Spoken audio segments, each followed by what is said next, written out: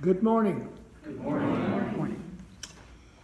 Well, I have been watching the media recently, as most of you have, with a combination of frustration and frankly a lot of anger as I watched the Supreme Court overturn Roe versus Wade.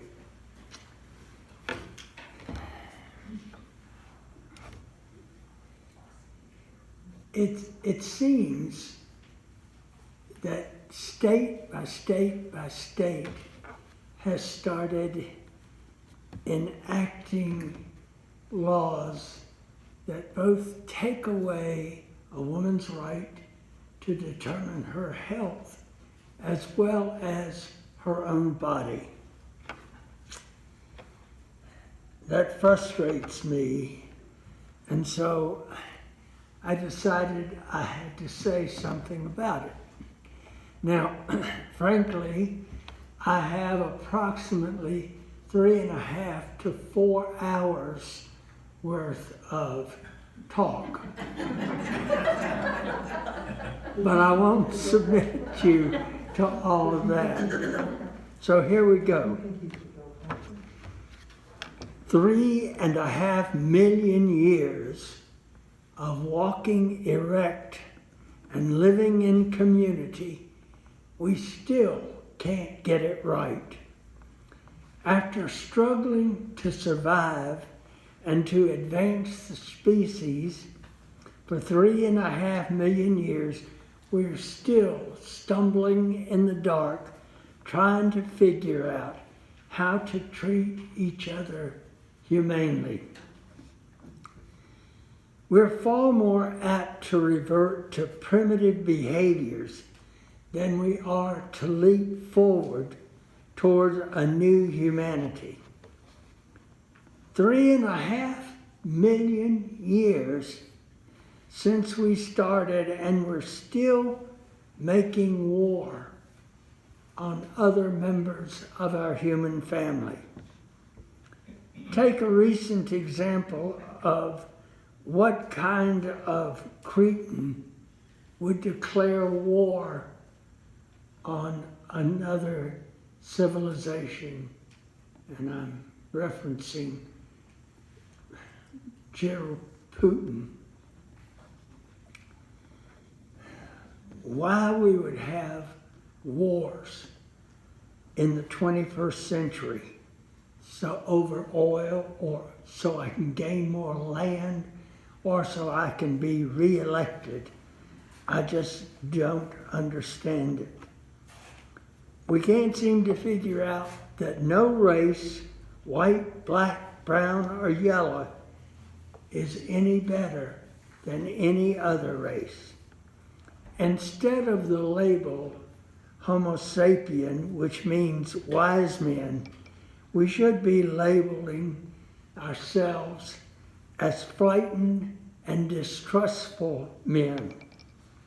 We still turn a blind eye to the hungry and homeless, and we still choose destruction and pollution over our children's future, and we still treat women as property.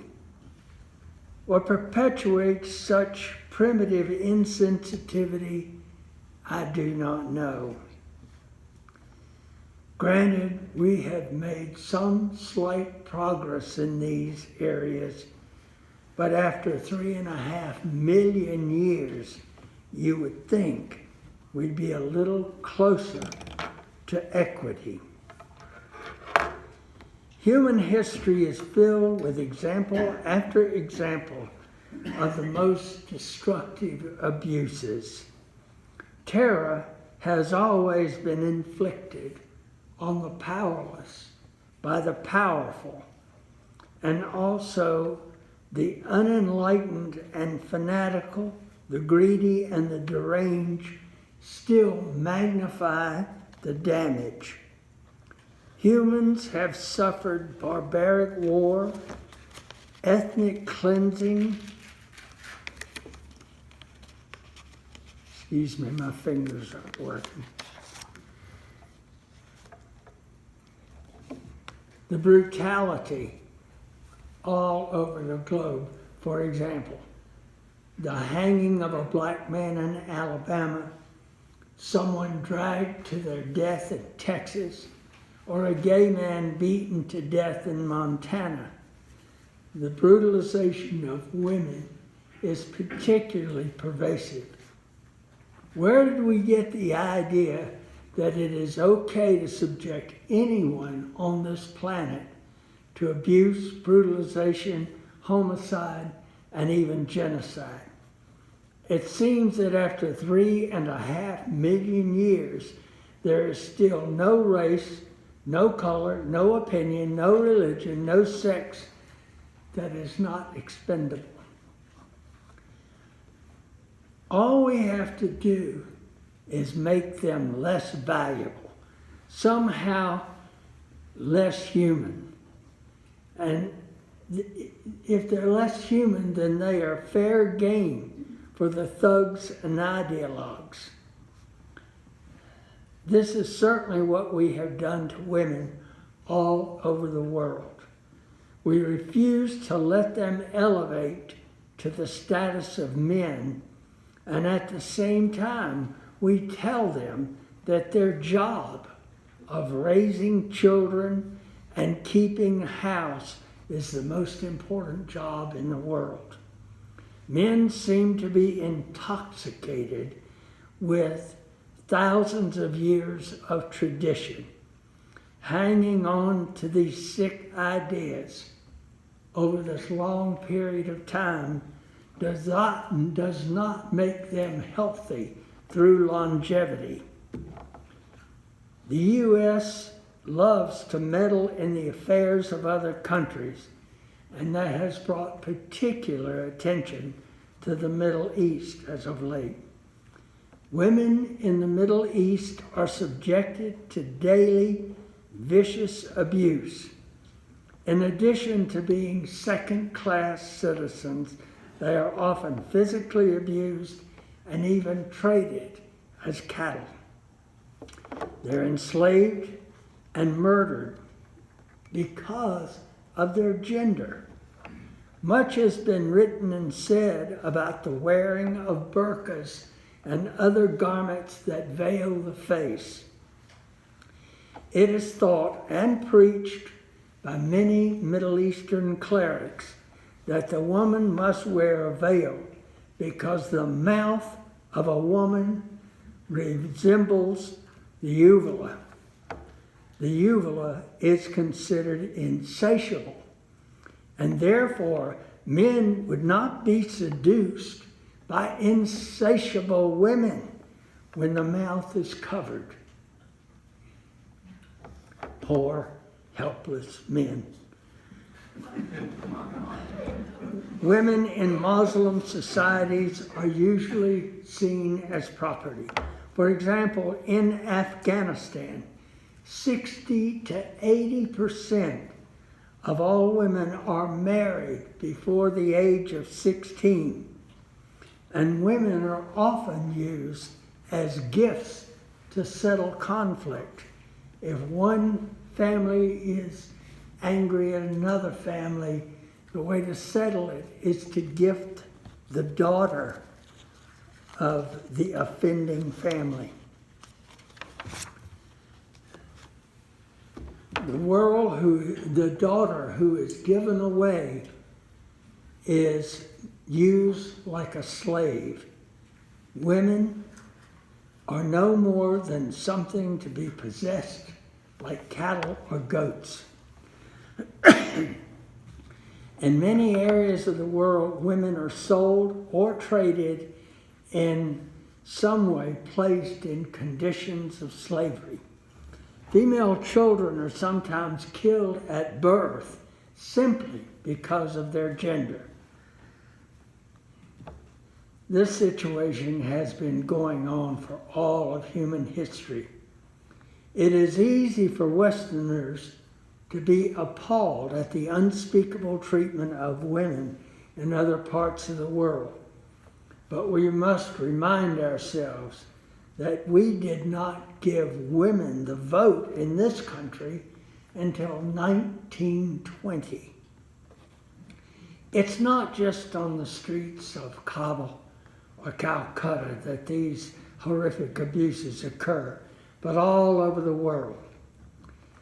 The United States, women in the United States are not considered equal to men, but they remember the term equal pay for equal work.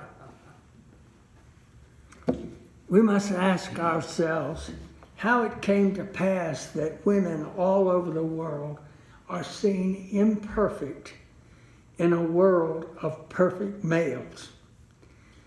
The answer appears to be in the destruction of the matriarchal or goddess religions and the proliferation of the anthropomorphic male god. Male-oriented religions, by their very nature, cast women down to the value of livestock.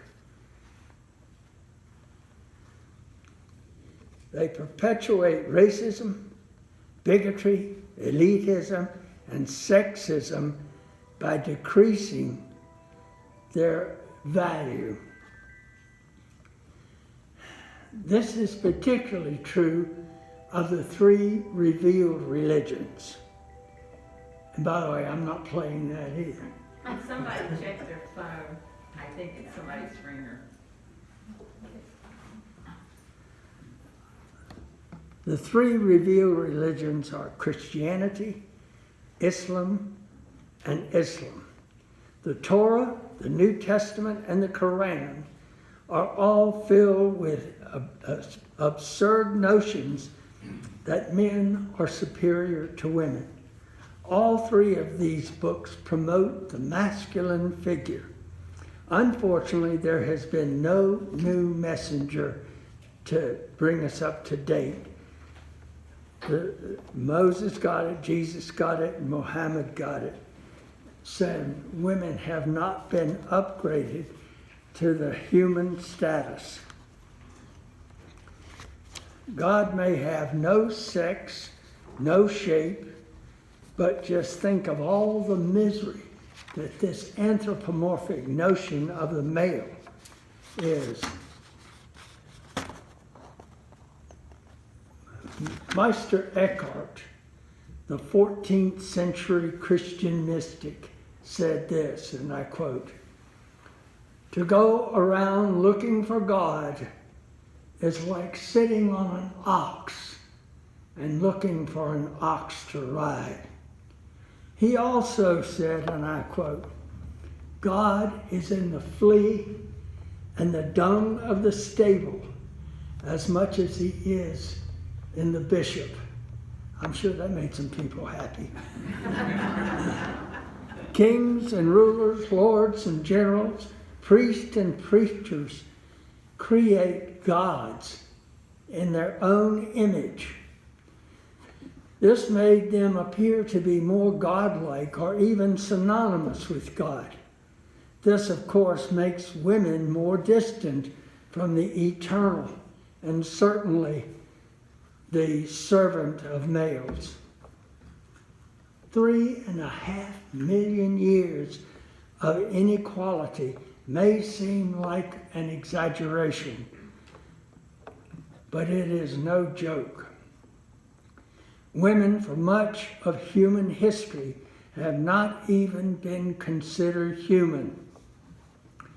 In the year 584 of the current era, the Council of Macon was convened in Lyons, France. 43 Catholic bishops and 20 other men representing their bishop met to engage in serious debate. The object was to debate whether women were human. After vicious debating and infighting, the votes were cast. 32 voted that women were human. 31 voted that they are not. Women were declared human beings by one vote by the Roman Catholic Church. Churches have yet to apologize to women for the mistreatment and the sexual inequality. Church fathers have engaged in the worst form of abuse, dehumanizing those they wish to subjugate. This is particularly true when it comes to women. As a species, we don't kill, maim, or enslave or disenfranchise anyone until we dehumanize them, making them less than we are. Look at human history. We make people of color niggers. Jews, we make Heimies. Orientals, we make Gooks. Germans, we make Krauts. Each of the world's ethnic factions has derogatory names for all the other ethnic factions. Racism and sexism are powerful things, and it is for this reason that we can determine that women and other people are not valuable. The church must own the lion's share of responsibility for devaluing women. Quintus Tertullian, often referred to, he was an early church father, he was often referred to as the founder of Western religion, had this to say about women, and I quote, "Woman is a temple built over a sewer, the gateway to the devil. Women are the gates of hell." St. Clement of Alexandria wrote, "Every woman should be overwhelmed with the shame at the thought that she is a woman." St. John Chrysostom said that, quote, "Among all savage beasts, none is so bestial as women," close quote. These were church leaders. 2 of them were saints. We can only imagine the profound impact of their words on the unschooled masses at the time. It is easy to see that the foundations for misogyny that have pervaded religion throughout the centuries still exist. I wish we could say that these attitudes are a thing of the past, but we cannot. Throughout history, women have been made to be useful tools in the cause of men. They have been treated like replaceable natural resources to be used as needed. The revered St. Augustine said, and I quote, "Any woman who does not give birth to as many children as she is capable of is guilty of murder," close quote. The idea, of course, was to build a larger and larger church, building little soldiers for God, if you will. The leader of the Protestant Reformation, Martin Luther, viewed women as an instrument to be used in the cause of men and God. He boldly declared, and I quote, "Woman should stay at home, sit still, keep house, and bear children. If a woman grows weary and dies from childbearing, what does it matter? Let her die bearing children. That is all she is here for." This man is still revered even today. Consider for a moment the pain and suffering he has caused by this blind sense of equality and justice. Scottish Presbyterian clergy all stated that woman was made to serve and obey man. He, of course, got this nutty idea from the Christian Bible. As we have evolved as a species, perhaps one day we will bring religious views current with our scientific knowledge and make them appropriately humane. Of course, our current state of religion is 1,000 years behind our intellectual abilities. So maybe in another couple of thousand years, we might get it right. Religious leaders and their biblical texts that they quote still reinforce the bizarre idea that women are not equal to men in the eyes of God.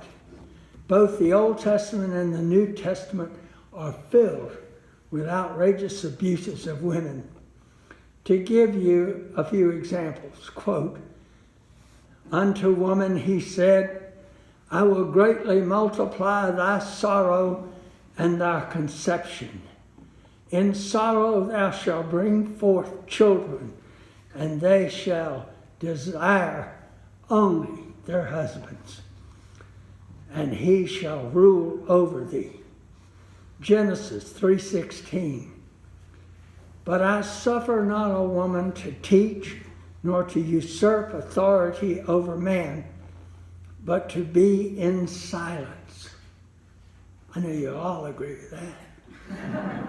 Certainly wouldn't happen in my house. "For Adam was the first formed, then Eve, and Adam was not deceived, but woman being deceived was in transgression. Notwithstanding, she shall be saved only by childbearing." I could go on with these quotes from the Bible, but that would take another year. It is fear that separates us, and fears are the direct result of archaic myths perpetuated by men to retain power for men. It's the old age story, sexism, racism, militarism, about power and influence. The problem with the inferiority myth is that it is based on lies.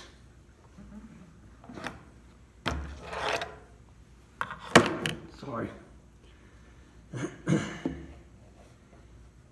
We each have wives and children and sisters and mothers, and we each know the strength of women in our lives. We could never label these women in our lives as being inadequate unless someone or something was busy programming us to think in this perverted way. This absurd notion that women are responsible for the fall of mankind is also based on a mythical lie. We must finally reach the age of maturity and recognize that we are all human, that we are all mutually dependent on each other, and we are all uniquely gifted.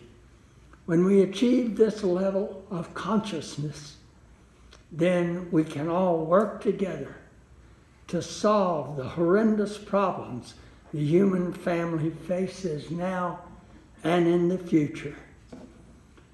Equality is the centerpiece of spirituality, and without equity and justice, we will never be spiritual beings. I thank you.